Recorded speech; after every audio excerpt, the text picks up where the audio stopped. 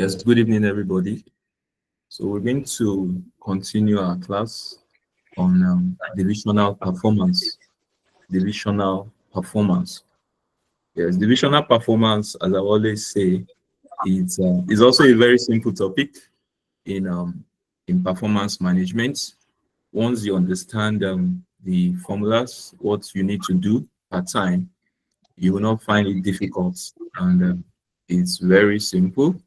And is a topic that you have to know because most time is linked with transfer pricing, because in some organization a finished product in division A can Transfer to be can be a raw material for division B. Yes, just get that logic. Just get that logic. A finished product in one division can be a raw material for another division. So in most times, there's what we call internal transfer pricing policy. We have market-based transfer pricing. So when we come to transfer pricing, you will see the relationship between divisional performance and transfer pricing. But the subject matter of this class will be on divisional performance. Will be on divisional performance. That will be the subject matter of this class. But I'm just trying to lay a background that there is a link between divisional performance and transfer pricing. So to take this further, what is divisional performance? Talking about divisional performance, what does this entails? Divisional performance. Now, from the word division,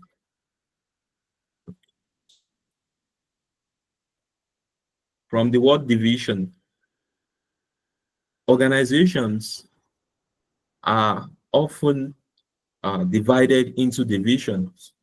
Yes, into division. You can have the marketing division, the production division. You can have the publicity, the advertising division, that is the corporate social responsibility division, things like that. Now, how do you assess performance? You can see there are two words there, divisional and performance. So you need to marry them together, divisional and performance. In simple terms, it means that how do you evaluate each divisions or departments or units in an organization? Now, there are some departments that you cannot evaluate based on metrics, based on figures, because what they do is not measurable in quantitative term. You can only measure it in qualitative term. What do I mean by that? There are some organizations that what they do is not visible. Their back-end staffs, they only support the progress of the organization. For example, if you are into IT, in organization, most times your activity does not translate into money because you're only supporting the system at the back end. But if you're a marketing staff, the more you drive, you do more market drive, you should have more customers that will translate into revenue, which in turn will result into profit. So how do you measure the performance of divisions in organization? So you must know that, like the HR now in organizations, how do you measure their performance? The receptionist in an organization, how do you measure her performance? Because she's not driving revenue, she's not driving sales.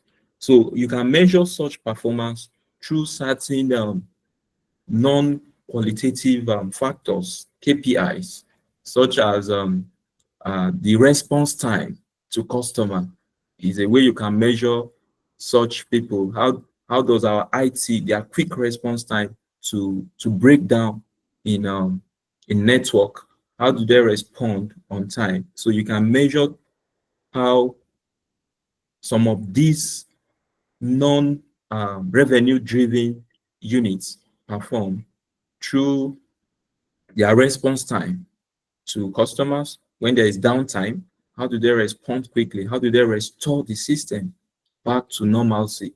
So in simple term, I would say divisional performance refers to how effectively and efficiently individual business units or divisions within an organization achieve their objectives. Yes.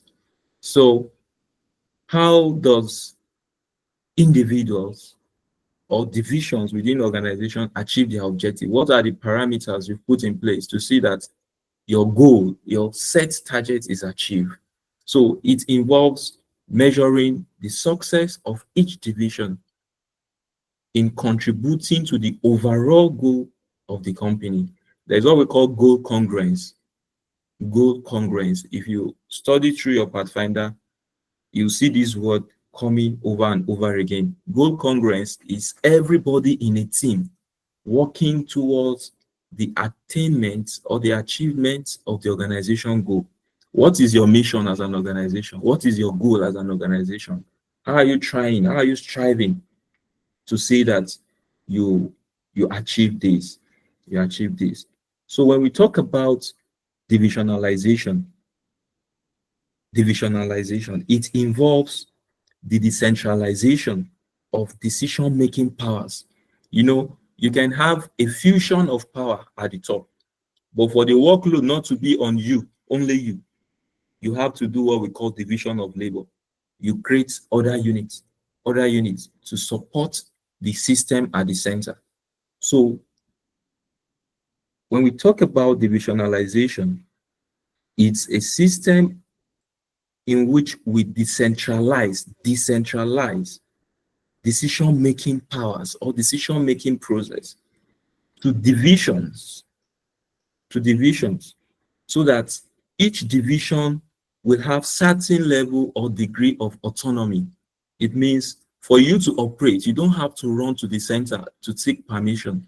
Once your your your job specification is defined as a division in relation to the overall goal or target of the organization, you need to just work within that confine so that instead of you running to the center, if the center is in Abuja, you don't need to be running to Abuja every time. If the center is 3 kilometers away from your own office, you don't need to be running there. You should be able to take decision on your own. You should have an autonomy. You should be independent to run your division on your own. But in running your division, we'll measure your performance. Are you meeting up with expectation?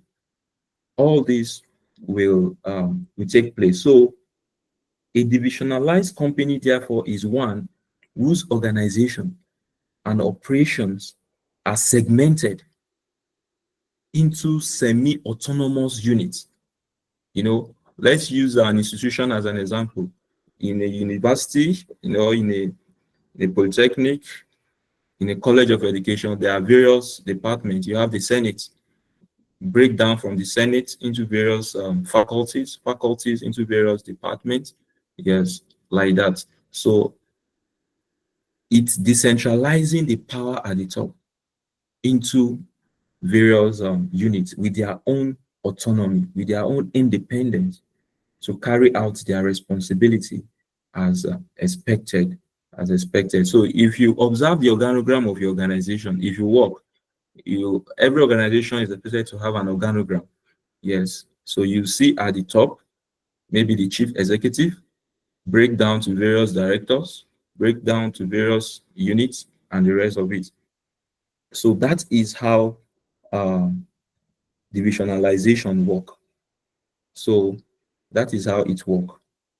Now, it means there will be something called centralization, and there will be something called what? Decentralization.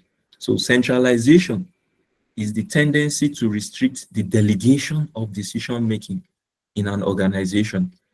When we centralize power, those of you that did government, those of us that did government, yes, there's what we call central power, whereby you just have the fusion of power in one place, So centralization is the tendency to restrict delegation of decision making in an organization, usually by holding it at or near the top of the organization structure.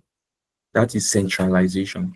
Now, decentralization, these represent the delegation of decision-making responsibility, especially on a relatively permanent basis. Yes. So the aim is to disperse, is to spread decision-making process in an organization. So that is decentralization. Now, with decentralization, what do we have in mind is to improve strategic decision making. If everything is being done by one person, the system will not function well. The fact that we are different, our skills are different, our innovative ability are different. So let's spread the power. Let's delegate authority so that we can have improved strategic decision in organization. And it also helps to improve or increase flexibility, yes.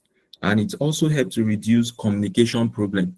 Instead of everybody running to the top to get permission to do certain things, when we delegate authority, delegate power, it helps to reduce communication problem and the rest of it.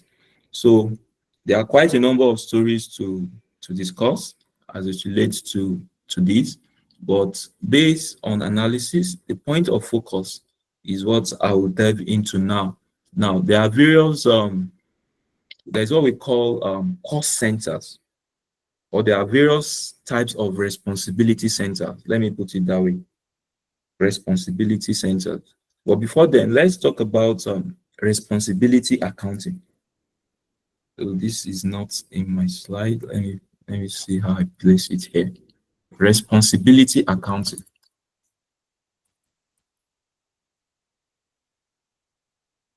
Responsibility accounting. Who can speak on this? You know, there are two words now put together. Responsibility accounting. Anybody to speak to this? Just as we have sustainability accounting in our present day world now.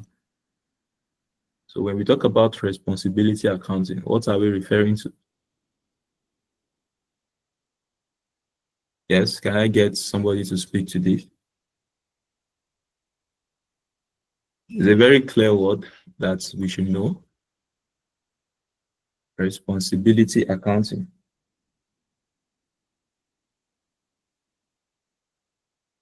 Yes, it's a system of accounting that segments an organization into various what?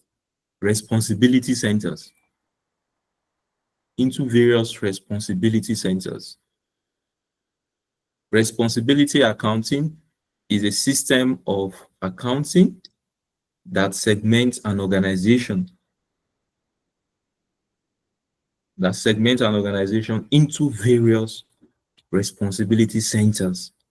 And what does this responsibility accounting do? It assigns accountability for revenues, for costs, and resources to managers who are responsible for those centers. You know, in every centers, you have those responsible, you have managers that man each of these divisions, each of these centers.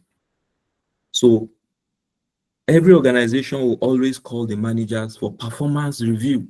In most organizations, at the end of every month, there is performance, or beginning of every month, there's performance evaluation. Yes, come and tell us what you've done. Yes, Simbi,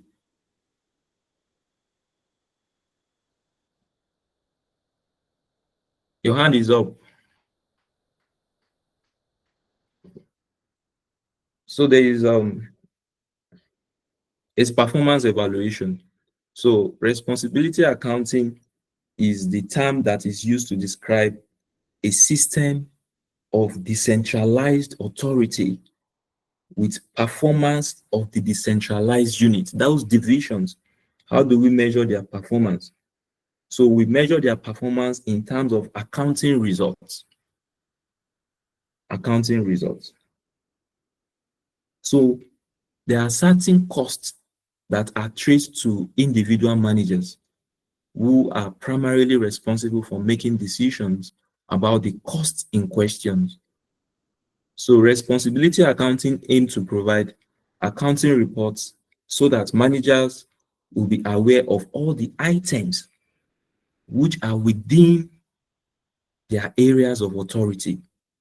Now, as a manager of sales, I shouldn't come and ask you of of I shouldn't evaluate you or evaluate your performance in relation to the production manager, because production issues is not within your own purview.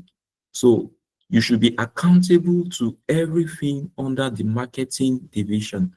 The production manager cannot be assessed on issues that are not within his purview. So we should trace issues or responsibilities to things that are within the various managers' control, not things that are not within their control. So in relation to this, there are various types of responsibility centers. There are various types of responsibility centers or types of division. So we have the cost center. The cost center. Now, what does the cost center entails? Cost center, what does it entail? This is a division or a center which is designated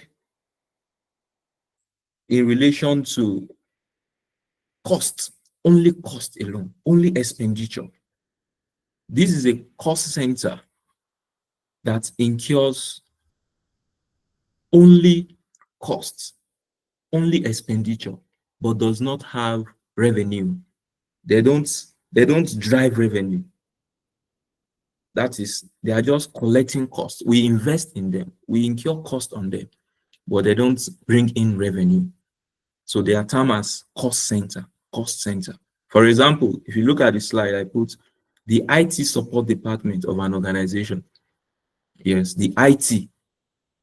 They don't go out to drive revenue. What they do is to the organization to invest in bandwidth, in data. Yes. But what they do support the system. So they are the back end staff, but they don't drive revenue. So when you're trying to measure their performance, how do you measure their performance? You measure their performance based on the quality of service they are rendering. How efficient are they in delivery of their service?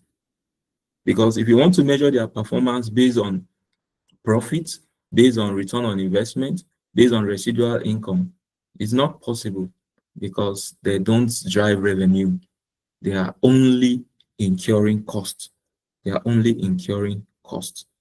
So the manager is only incurring costs on behalf of the organization. So they will not be asked question on revenue, but they can be asked question, why is our service poor? Why are we not responding to our customers on time? So these are parameters that we can use to evaluate their performance, either weekly, monthly, quarterly, and so on and so forth.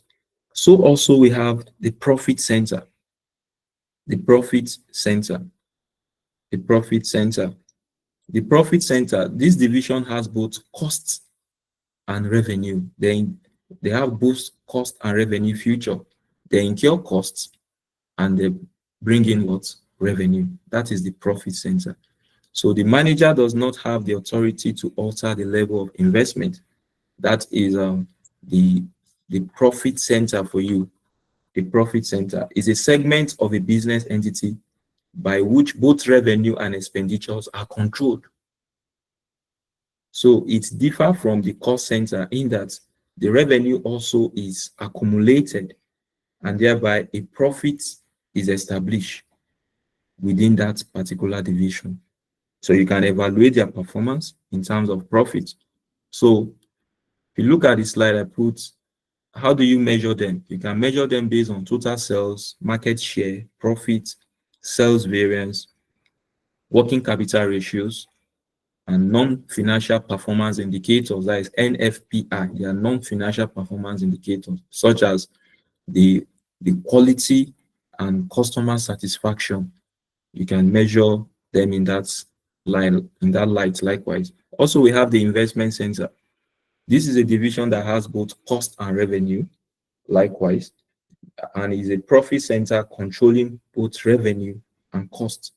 But which in addition, the profit is related to the asset employed. Asset employed. So if you want to measure the investment center, you use things like return on investment, residual income. So how do you measure the returns the assets you invest in is bringing in back to the organization? So The prime need is of investment center is for us to identify assets that relate to a particular business segment or a particular product line or a particular division. That is the investment center for us. That is the investment center. So sometimes you can also have issues of revenue. Let's say revenue centers. Revenue center is a department or a division for which revenue are established.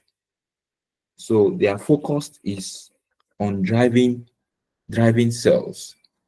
They are focused. The manager has control over revenue, but they don't have responsibility for cost. For cost, that is the revenue. So the question now is, how do you measure divisional performance? Though I've highlighted some of them using non-financial performance indicator. How do you measure non-financial performance? Let me go with my slide so that now on my slide I put that important point for each of these.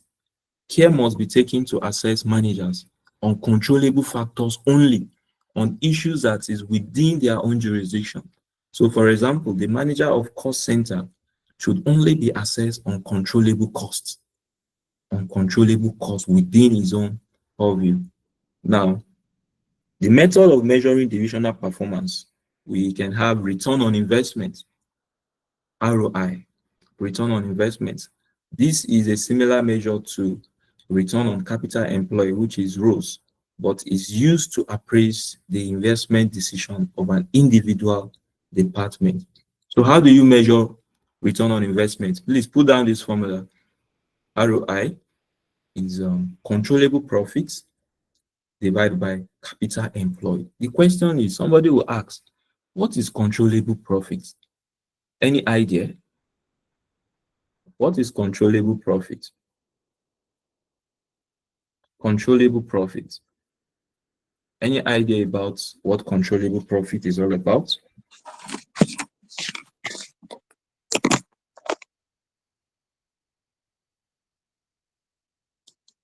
I think it's the profit to make after the investment. Okay, profit made after the investment. Okay, Okay, can I try? very well. Okay, controllable profits are also used to assess the performance of a manager in a division. Okay, yes, yes. So controllable profits is that portion of a division's profit that a manager has direct control over. So, and how do you determine that? It is your revenue and cost.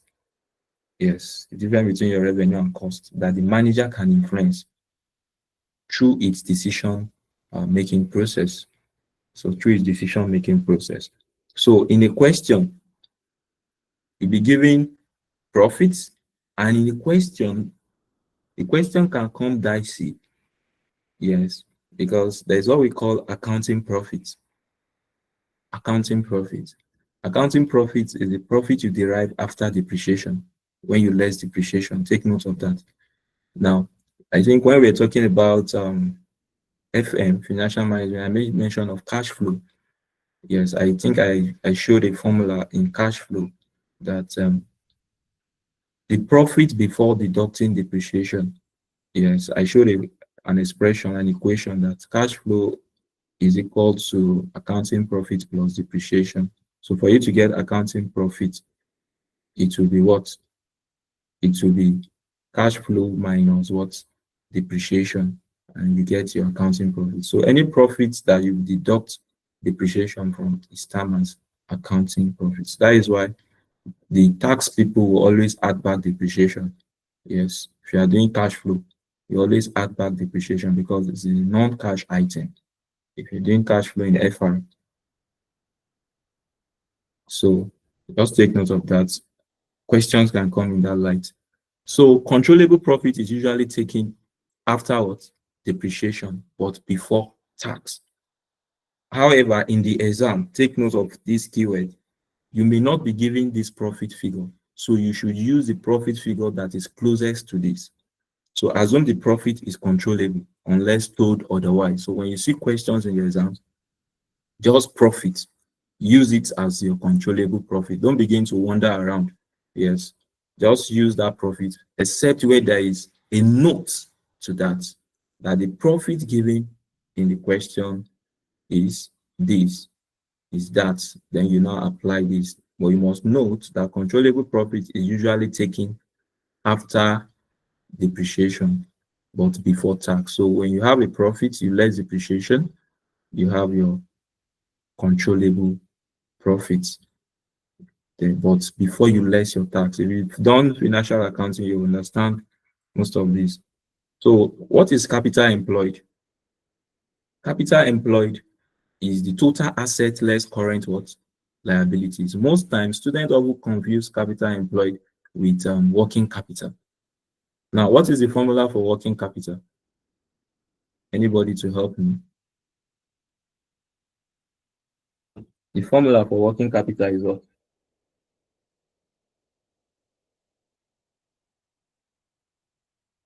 Current assets less current liabilities. Fine. Current assets less current liabilities.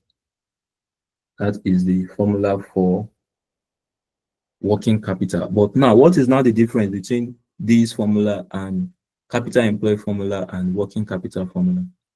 This one is what? Total assets, right? Less current liability. In some instance, you might not be giving total asset and current liability in the question. So what should you do? You might be giving equity. Yes, you might be giving equity. In some question, you might be giving investments. Please take note of these words. You might be giving investment. You will not say capital employed. You might see equity. You use equity in place of what? Capital employed. In some questions, you might see investment. You use investment in place of what?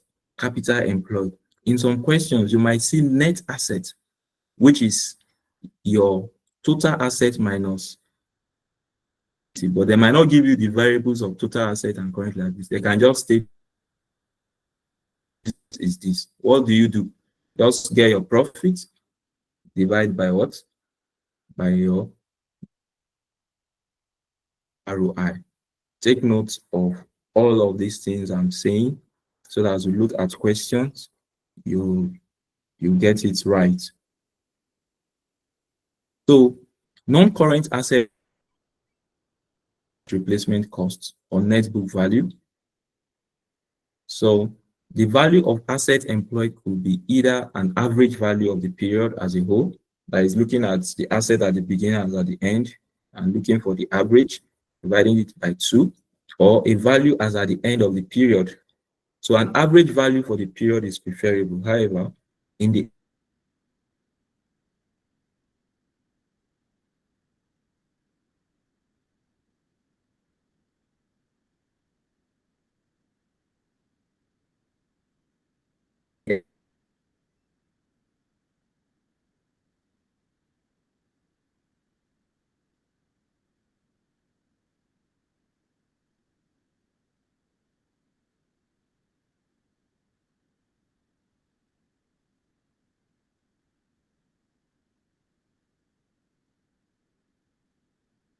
yes, so sorry. I don't know why somebody is trying to reach out to me.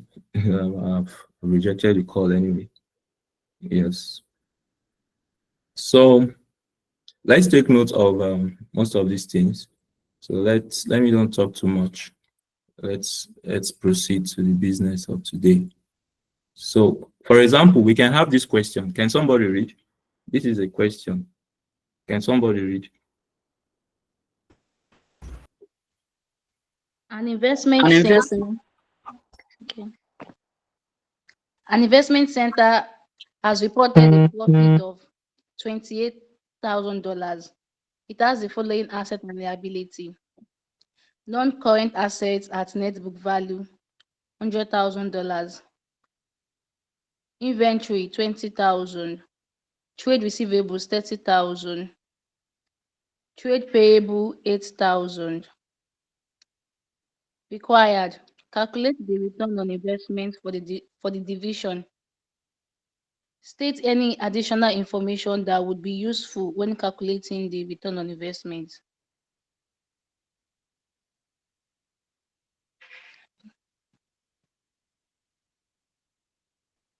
All right, thank you very much. So for you to calculate, all right, thank you very much. So for you to calculate return on investment, for you to calculate return on investment,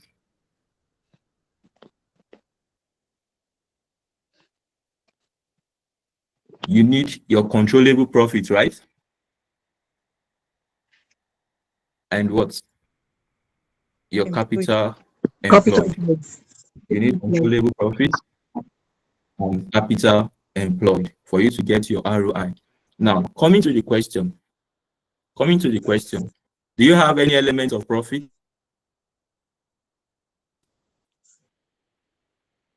Do you have profit figure in the question? I need response, please. Yes, sir. So what is the profit figure? $28,000. Fine, $28,000. Now, do we have issues of capital employed?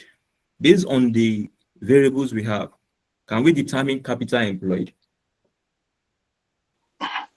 Yes, sir. Yes. Yes. So we have non-current assets, right? Yes, sir. And then for you to determine your Inventory. capital employed is your total asset minus what? Ah. Current liability. Current liability. So our total asset in this question will be what? Total asset in this question will be 100,000 plus 20,000 plus 20,000. 30,000. 150.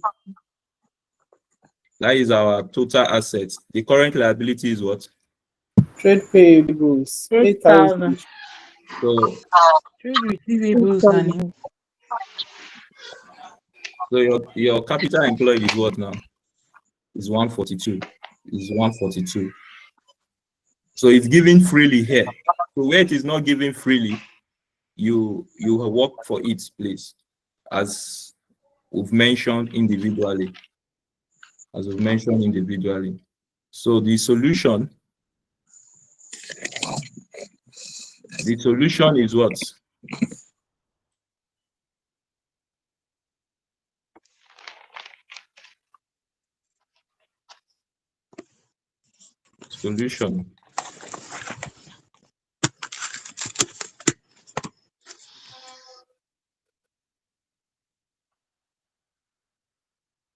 Solution. We have it from the question. Our profit is what? Let me say controllable profits. 28,000. It's $28,000. The capital employed is what? Capital employed. 142. $142,000. 142. So based on this, the ROI formula is what? Return on investment formula is what?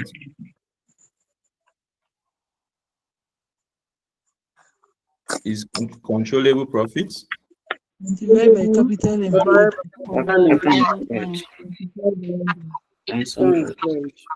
divided by capital employed Times 100. times 100. So from these variables you have now, your ROI will be what? 19.72. 19.72. Multiply by 100. So you have it as what? 72%. So this is your ROI. This is your ROI. This is your ROI. Now, this ROI can have some advantages and disadvantages. Now, if you discover when we started, we said ROI and ROEs are similar. So if you look at most financial statements, you will discover that one of the way they measure performance is through one of the way they measure performance is through return on investment. It's through return on investment or residual income. So one of the advantage of this is that of using ROI is that it is widely used and accepted. Yes, it's a widely used measure of evaluating performance. And there is one thing with ROI, it serves as a relative measure because it enables comparison to be made between divisions. If Division A is having capital employed, Division B, we invested our money in buying some assets and want to know the returns, how well we've used those assets between the various divisions. We can use ROI. So it's a relative measure of comparison between divisions in an organization. And if you look at ROI very well, you can determine more ratios from it, more ways of evaluating performance. Like that controllable profit, if you go deeper, you can use it to determine profit margin. Capital employed, you can determine another ratio from it known as asset turnover. Asset turnover. So such ratios can be termed as secondary ratios. For those of you doing FR, you'll be doing more deeper of this. And those of you that have passed it, congratulations to you. This is you applied your knowledge in this. So let's take this further. I think there is another example. All what I've said, yeah, in my slide. Yes, the advantages and disadvantages. So let's look at this question again. Let's look at this question. Can somebody read?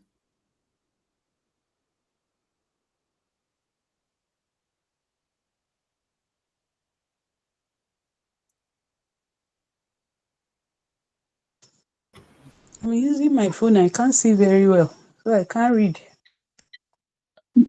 Okay. Nelson Limited. Nelson Limited has two divisions with the following information. Nelson Division- Limited has two divisions with the following information.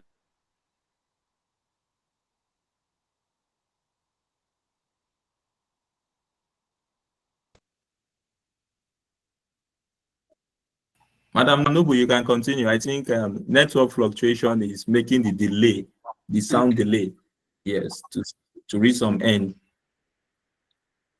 Okay, So Nelson you can Limited continue, has two madam. divisions with the following information: Division A and Division B. Profit: Division A $90,000, Division B $10,000. Capital employed: Division A $300,000, Division B $100,000.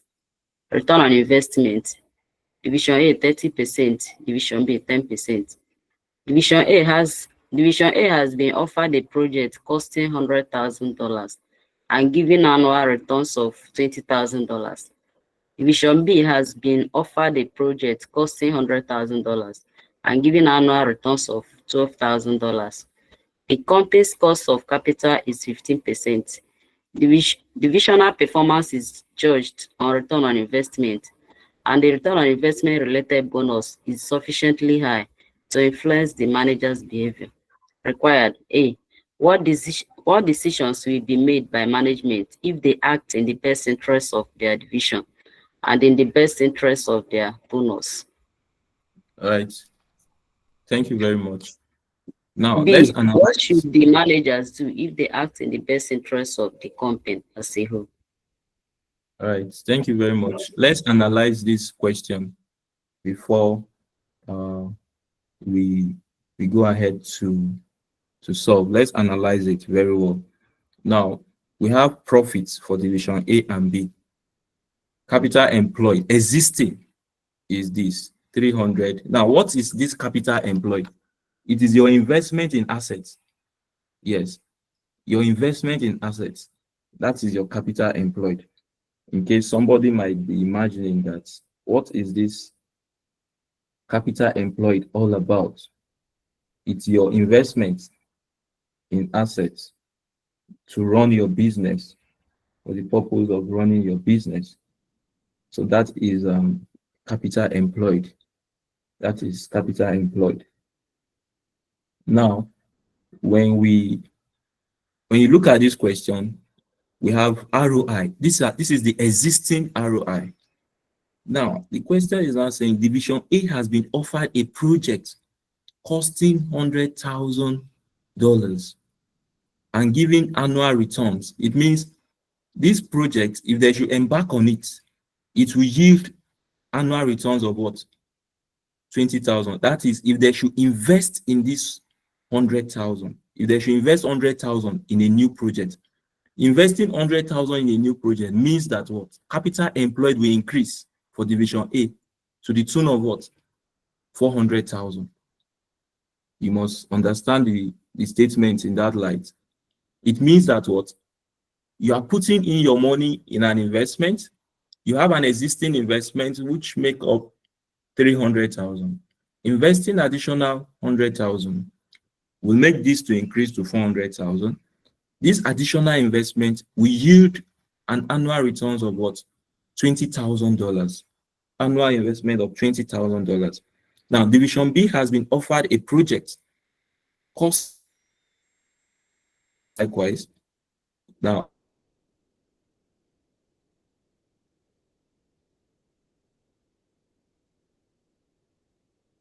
$12,000 existing capital employed will result in what?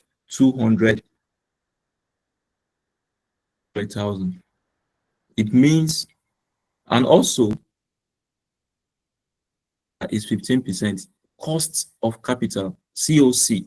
That is the rate in which they are invested is at 15%. Divisional performance is judged on ROI, and the ROI rated bonus is sufficiently high to influence the manager's behavior. Now, the question is, for you to embark on this project, for Division A to embark on this project, they must look at the viability of this project. Will it increase their ROI or reduce their ROI? Their existing ROI is what? Is 30%. How did they get this 30%? It is profit divided by what? Capital employed. You can try it. Profit divided by, that is 90,000 divided by 300,000. You should have 30%. You can try it. For Division B, 10,000 divided by 100,000. You should have 10% as your, which is your existing ROI. Now, what will be your new ROI? Your new ROI. You know that divisional performance is judged on ROI. As the manager of a division, if accepting this project will reduce your ROI, will you accept? No, because if your performance reduce, you will not get bonus. As the manager of Division B, if your performance reduce beyond 10%, yes, below 10%, will you want to accept the project? If it increase above, you might want to accept because you get more bonus for good performance. Now, what will now be the new ROI? What will be the new ROI? If I should accept 100,000 as a Division A manager, it will increase my capital employed, right? It should increase, okay. Yes, it should increase my capital employed, right? And my profit will also increase, right? By 20,000, isn't it? By 20,000. Yeah. Yes. If I, as Division B manager, if I should accept this new project of 100,000, my capital employed will increase by what? 100, which will be 200. My profit will also increase by what? So 12,000. So I will now recompute the new ROI. Will it be beneficial to me? Will it be beneficial to me? So you need to see that. You need to check for that. You need to check for that. So you can just say solution. Solution. Solution. Let's use a table to show that. We can have division A, division B.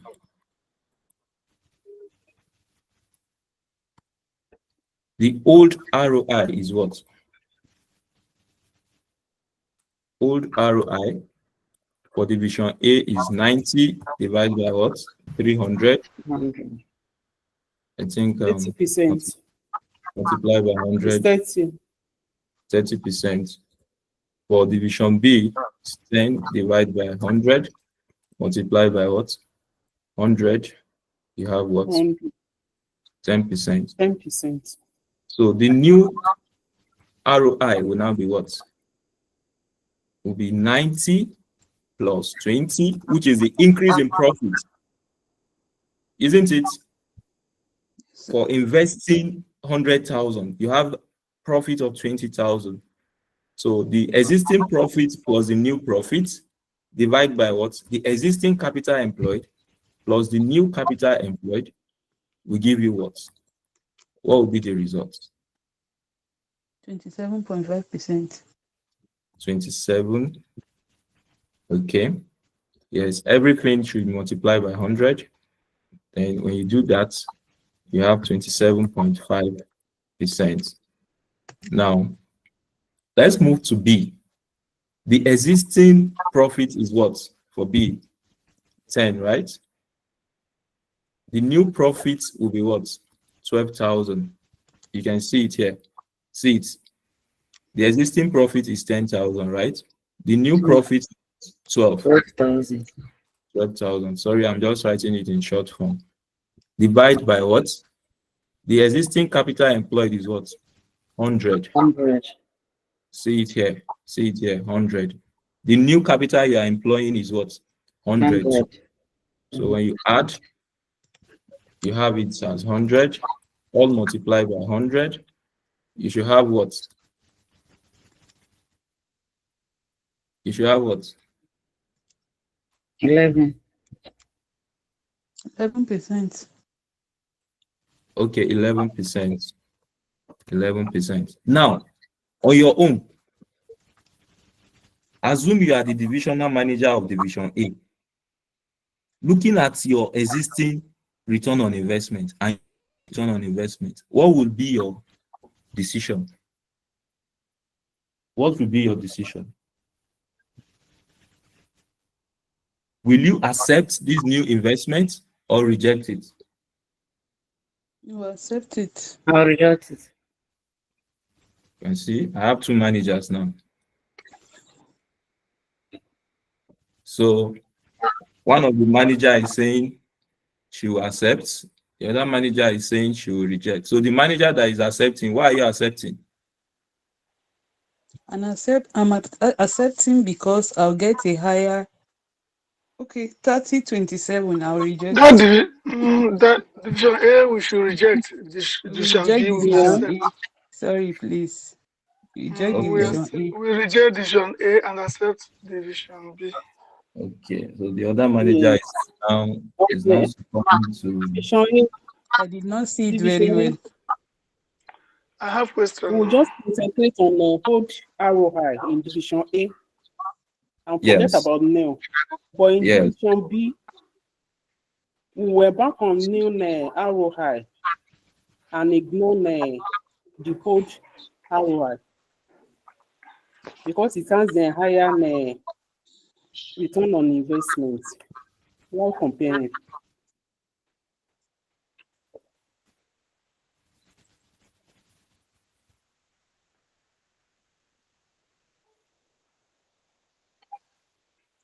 So you say you have a question. Yeah, that's division A. The same thing applies to division B. That's 90 plus 20. I'm talking about division A now. 90 plus 20 is the profit. And Yes, sir. divided by capital employed 300, which is correct. Plus 100. That 100 is the Additional cost. capital employed. This 100, is it 300 plus 100? Yeah, 300 plus 100. That's 100 there before Yes. multiplication is forward. You are investing how much as a new value, sir? 100. This is Okay, your okay, new. okay, okay, okay, 100. Yes. It's okay. The other 100 is for the percentage. Yes. Okay. Yes. So Sir, So please, so I solution want to page, check for something. solution My page. network disconnect me, so I don't know the patient will solve. all right, I will show you the question. Okay, sir.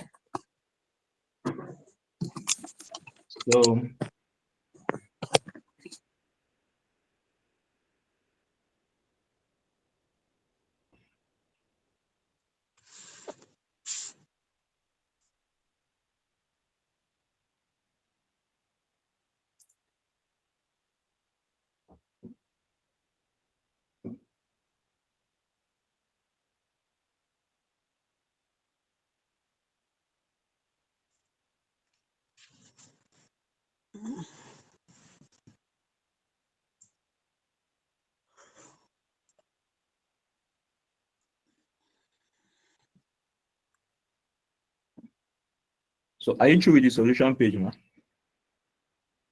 Yes, I'm done. I'm done. Thank you. All right. So this is the question, man.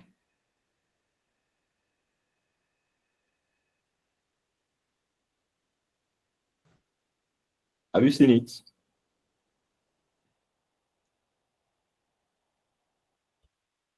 That is the question. So we're just trying to compare the old ROI and the new ROI in terms of the decision that is to be made in relation to the various results that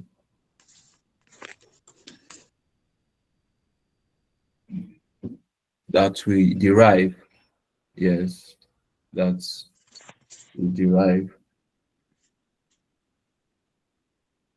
Sorry, trying to check something. All right. Well, I think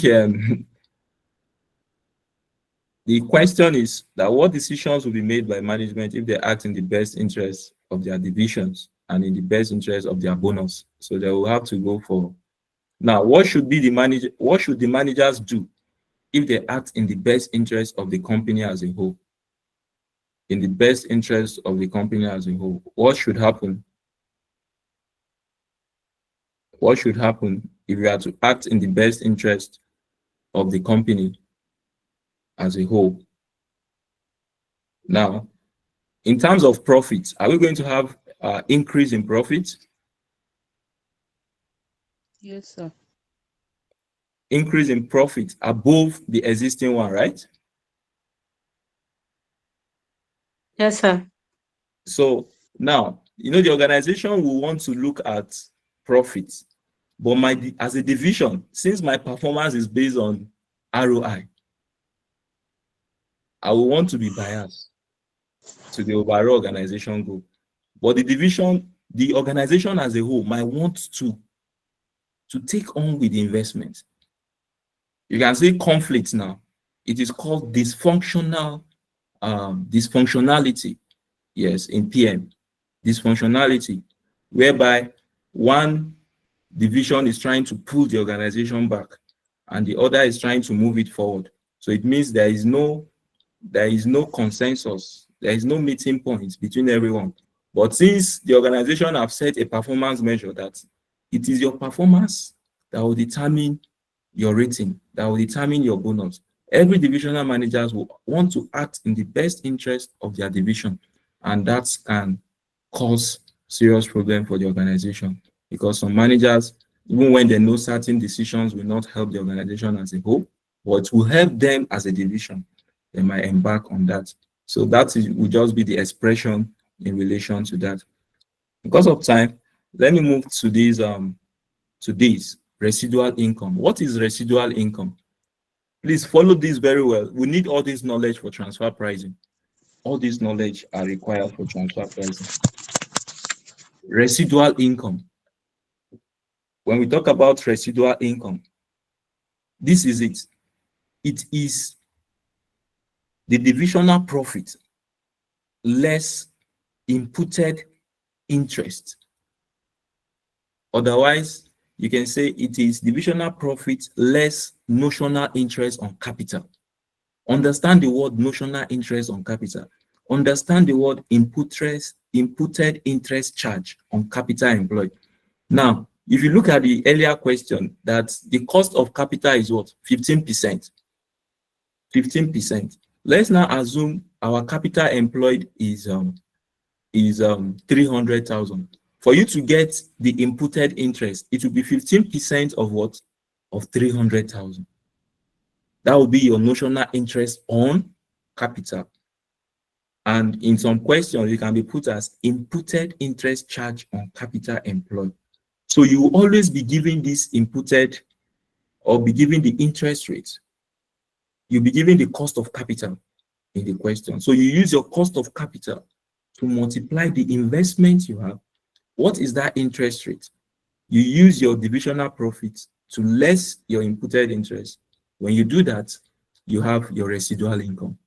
It's as simple as that. So from the slide, you said residual income is controllable profit minus notional interest on capital.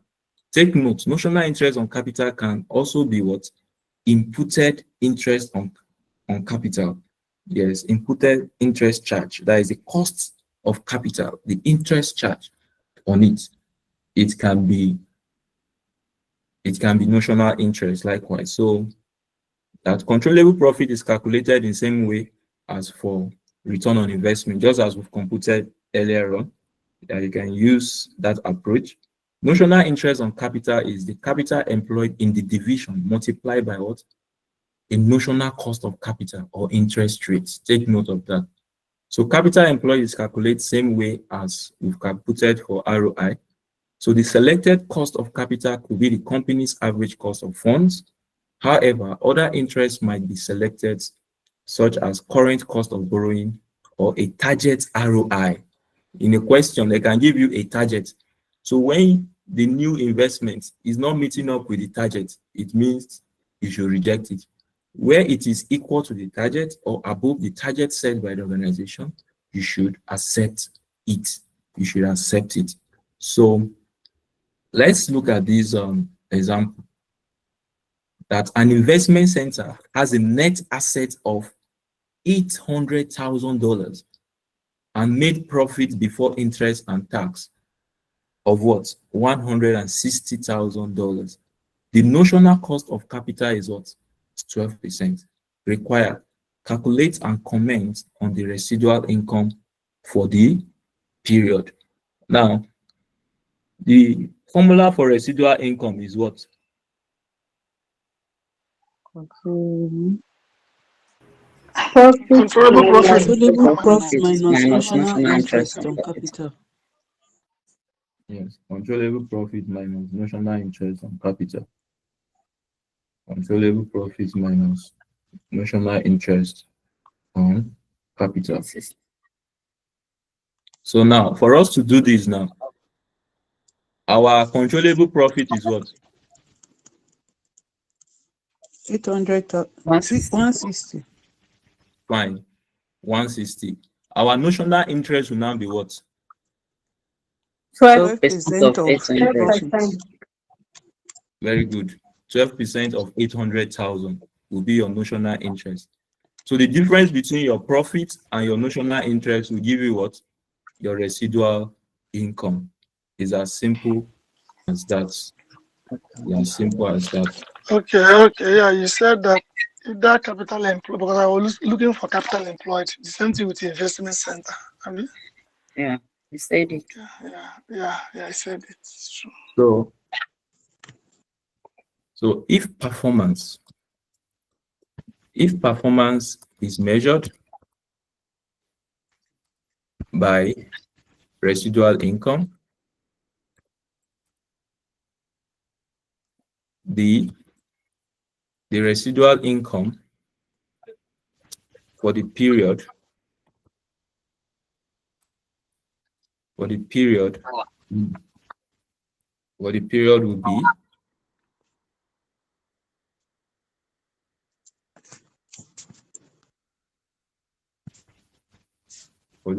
be we can have it. Our profit is what?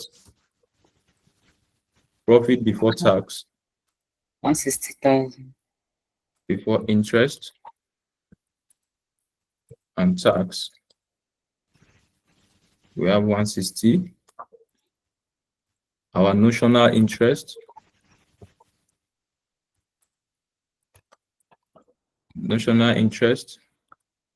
is what? 12% by what? 800,000. So the result will be what? Should be 960,000, right? Yes. Your residual income will now be what? 64,000. 64,000. 64,000. 64,000. So this is your residual income. This is how to get your residual income. So let's take this note. I said note. Note. Capital employed. Capital employed is not available. Is not available in the question. Is not available in the question. And therefore, net assets should be used. Should be used. Should be used as a substitute. As a substitute.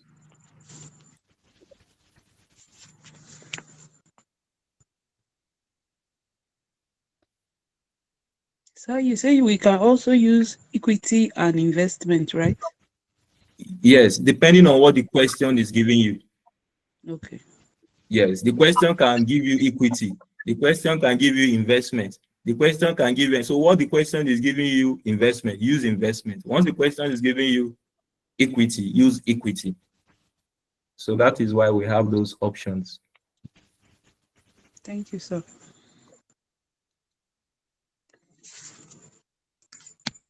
So there is I think there should be a question.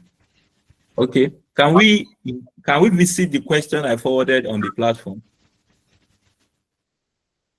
Let me see if I can get it. The question I forwarded on the platform.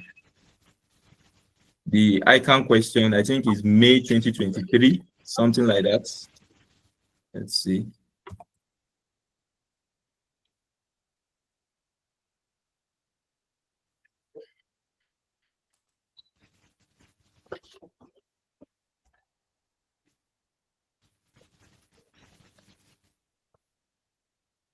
If you've seen the question, you can read. Let's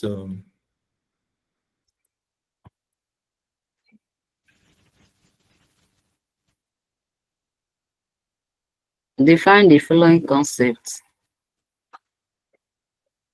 no, you have to read from the top, man. Okay. You are reading the requirements, right?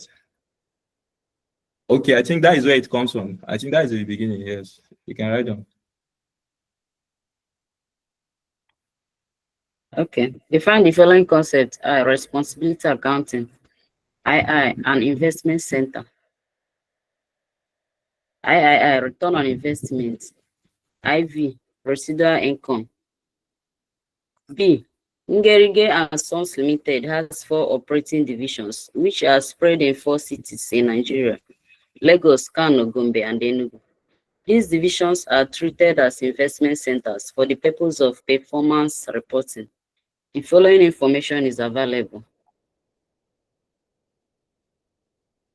Particulars: Lagos, Kano, Gombe, and Enugu. Divisional investment: Lagos, 10 million.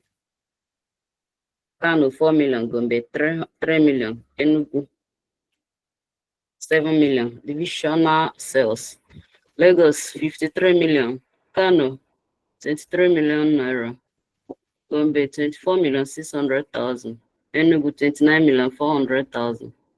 Divisional variable costs. Lagos 50 million, Kano 22 million, Gombe 23 million 400,000, Enugu 27 million 400,000. Divisional fees costs. Lagos 1 million 500,000, Kano 750,000, Gombe 600,000, Enugu 800,000.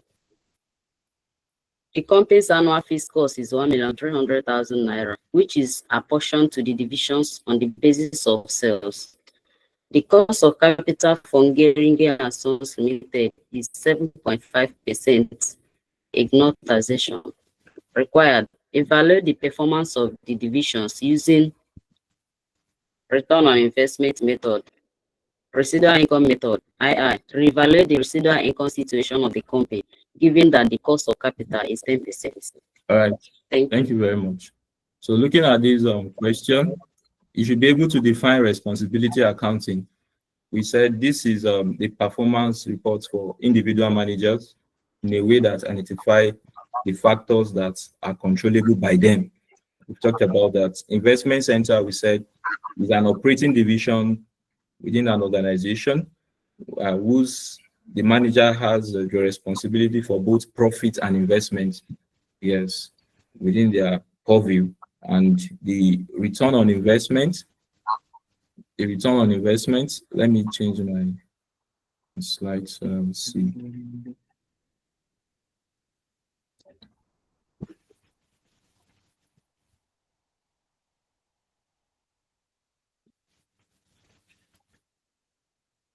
So the return on investment, it is the divisional profit divided by what? Capital employed. I say all controllable profit, right? Divided by capital employed in a division. The residual income, what? Is the income, that is the divisional income, profit less notional or imputed interest charged on investments, isn't it? In capital employed. So looking at this question very fast, I will just look at it in a very fast way. Looking at this question, once I see this question in the exam, even without looking at the requirements, I know what certain things I'm to compute, because I can see sales, I can see variable costs, isn't it? I can see fixed costs. The question is now asking us to compute ROI, but we don't have profit, right? We don't have profits, isn't it? It is. We don't have profit. So how will you get your profit? How will you get your profit? What about this divisional investment, sir? Sales minus total cost. The investment, we already said that when you are not giving capital employed, it is investment. When you are not giving investment, it can be equity. So We can use the investment.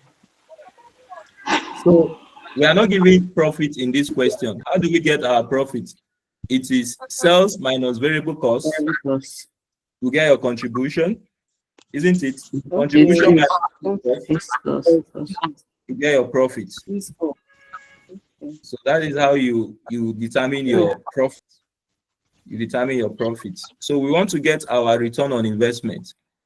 We need to get our return on investment. So let me change this presentation again. We want to get our return on investment.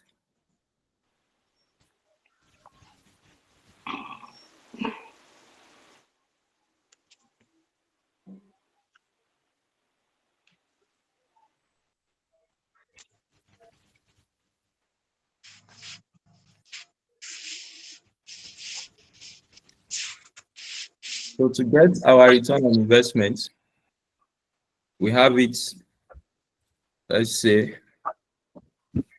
Ngeri or Ngerige and Sons Limited. Return on investment. Return on investment. We have it as, this one is ROI. Your ROI is equal to what? Your divisional profit or controllable profit. Profit minus Divide by what? Divide by divisional investment. I'm using investment because that is what is given to us in the question. If we are giving equity, I will use that. If we are giving capital employed, I will use that. I've earlier explained that. Then you multiply all this by 100.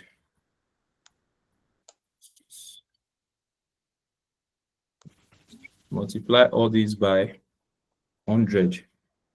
So now, to get your profits, to get your divisional profits, we have 3 divisions, right? Yes. We have Lagos. We have what? Kano.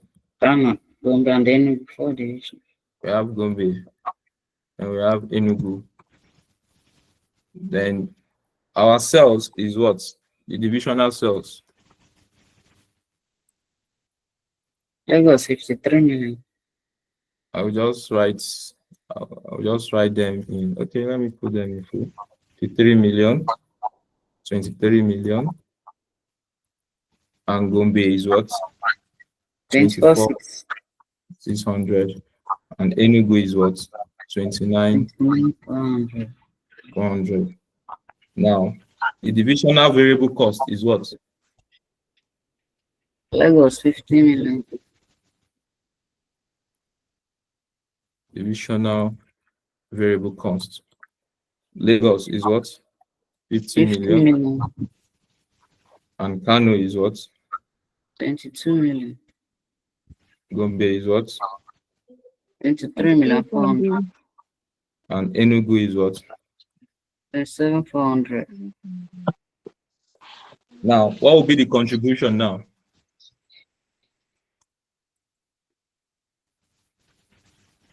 Contribution for each of them will be what?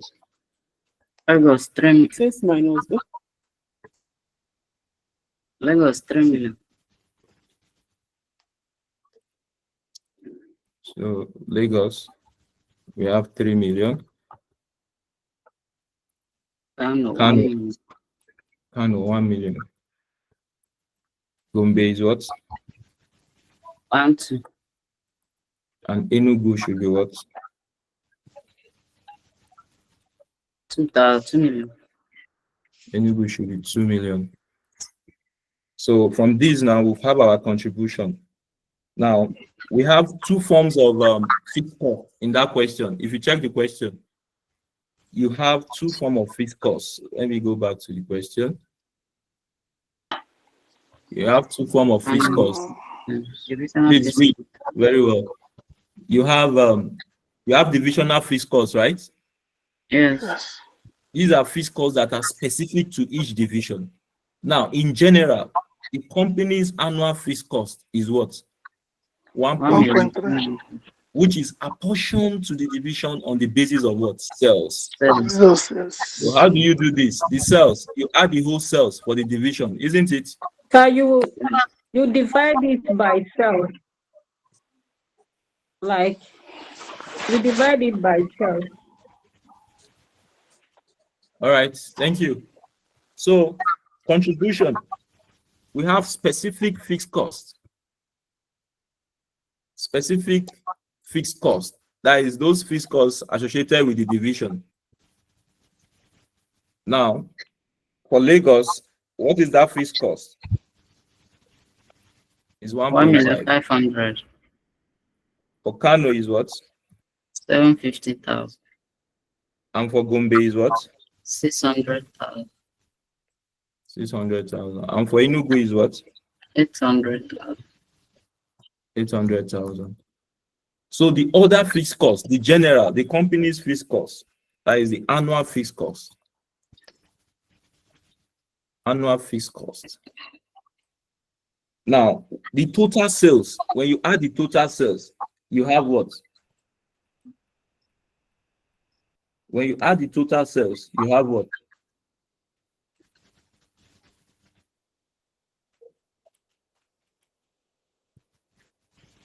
The total sales, you have what? 30. 509,300,000.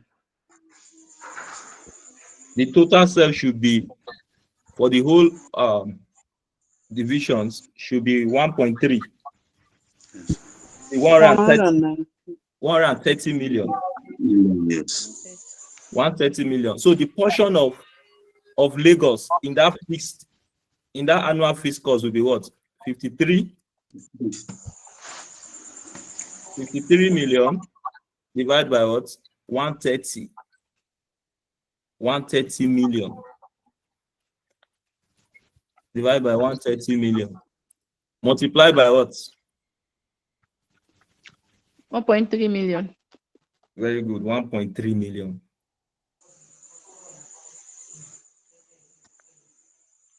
Multiply by 1.3 million.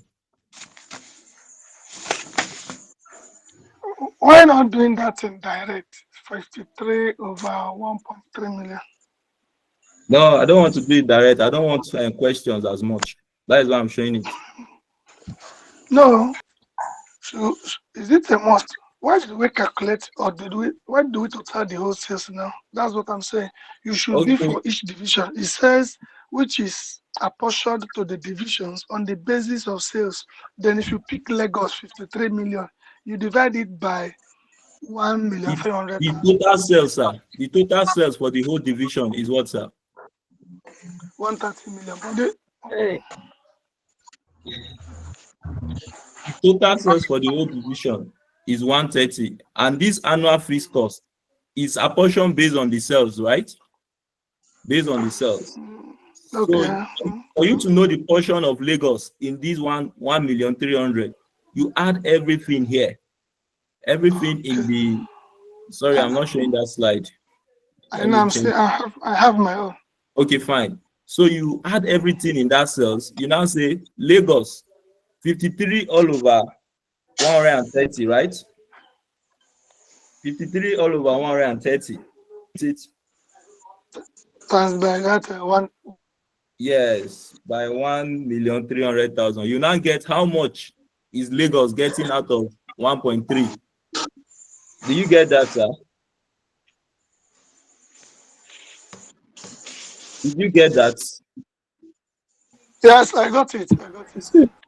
So here you should have 1.3. Hello, sir. That 1.3, is it given in the question? Yes, it is. Okay. So for Kano, you have what? 23 divided by what? The total sales again. 130, right? Multiply by what?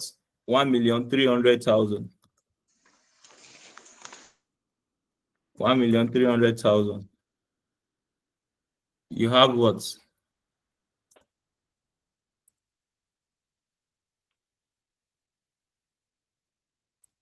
You should have 230. I'm mistaken. And for Gombe, you should have 24,600 divided by what? 130 multiplied by 1,300,000.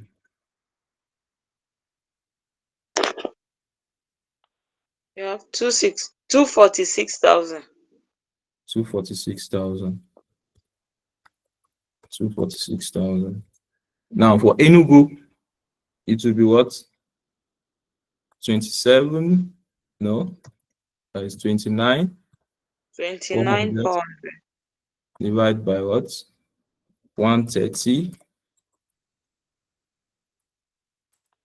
multiplied by 1,300,000. The result will be what? 294,000. 294,000. Okay, 294,000. 294,000. So with this now, we can get our profits. Contribution minus the various fixed costs for each division will give us our profits.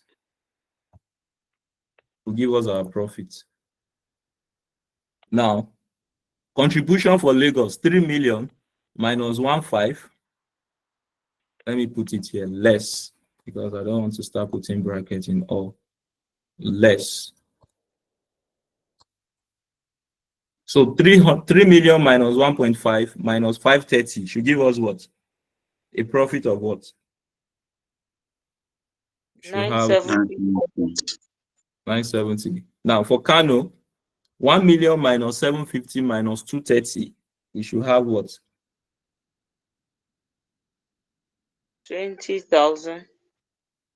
1 million minus 750, 20,000, right? Yes, sir. And for this, we should have what? That is 1.2 minus 600 minus what? 246. We should have, 354,000. and for Enugu, 2 million minus 800 minus 294. We should have what? 906,000. 906,000. So with this now, can you solve for ROI for each division? With this, can you solve for ROI for each division? Return on investment. What do you need to solve for the return on investment? Divisional profit for Lagos, 970 divided by what? Investment. 10 million Investment. investment. Divided by investment. Multiply by 100. You get the ROI for Lagos. For Kano, it will be what? 9.7. Divide by what? 10 million. Divide by 4 million, right? Their investment. 4 million. Yes. Check their investment for Kano. It's 4 million. 4 million. 4 million. Multiply by 100. You have their ROI. For Gombe, what do you do? 354 divided by what? 3 million, right? 3 million. Yes. Multiply by 100. You get your ROI. For Enugu, 906. Multiply by what? Divide by 7 million. 7 million. Multiply by 100. You get what? Your ROI. ROI. So what will be your residual income? I want you to solve that. Your residual income, because I'm running out of time. So sorry. So your residual income will be what? Your divisional profit, right? Yes, sir. Less your imputed interest or notional interest. Based on what we've solved. 7% of 7% of what? 7% of investment now. Very good. 7% of the investment. 7% of the various investment. 7%. 72,000. Yes, very good. You're already there. Yeah, for Lagos is 7,500,000. No, Okay, it should be 750,000. 750. How did we get Yeah, that? 750. Sorry, 750 is my zero. Let's show how we get that. Let's show it. 7.5 divided by 100 multiplied by what? The investment in Lagos is what? It's 10 million. 10 million. So you do same for Kano too. The investment in Kano is 4 million. 7.5 of 4 million should give you what? 3 million. And for Gombe, it will be what? For Gombe, 225,000. 225,000. And for Enugu, it will be what? 525,000. 525,000. Yes, 525,000. The profit here should be 970. The profit here should be 20,000. should be 20,000. The profit here should be 354. The profit here should be what? 906,000. So this one should be 525. 5,000. So what will be the residual income now? The difference, right? Lagos 220,000. Lagos 220 positive. It is what? Should be a negative of 280,000. 280, yes, sir. Gombe should be what? 225. And Enugu No, 129. 129. Okay. Yes. I'm repeating You're 129. repeating the yes. And this should be what? Should be 381,000. so this is the residual income. Residual income. I think the question also says that if you are to change the cost of capital to what? 10%, right? 10%. So Yes, it's just 10%. place 7.5 with 10%. So the question is, your decision point is, which one is giving you the highest? Which division? Enugu. Enugu. It means you should concentrate more on that. In terms of residual ROI too, the ROI that will give you the highest percentage should be your decision point. What you should do. It should be what you should give in more investment to. So that will be your decision criteria. So what I want us to do is for us to, based on what you've learned now, this question, you solve it again on your own. Solve it again on your own. I want to see it.